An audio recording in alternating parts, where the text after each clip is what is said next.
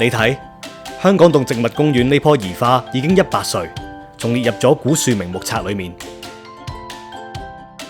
佢有17米高，但一般宜花大約只有5米高。佢嘅樹冠濃密，而且樹形挺拔優美，喺遠處已經見到佢。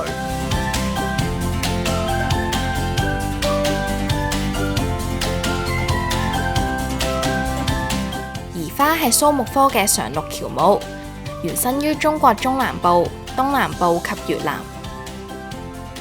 佢嘅花期夏季，花朵茂密，係優良嘅觀賞樹種。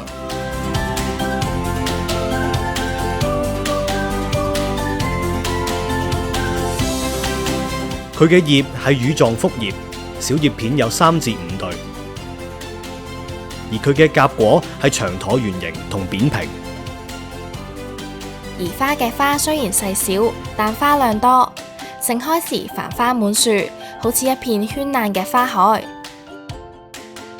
宜花嘅花形態好似準備展翅嘅蝴蝶，好吸引人啊！宜花嘅顏色會隨住時間轉變。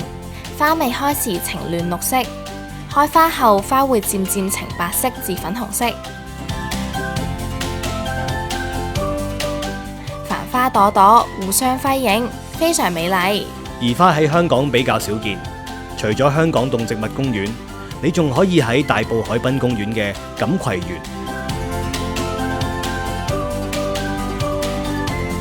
同屯門楊小坑錦束花園欣賞到佢哋㗎。喺楊小坑錦束花園嘅宜花種咗喺水景隔離，花團錦束，個景好靚㗎。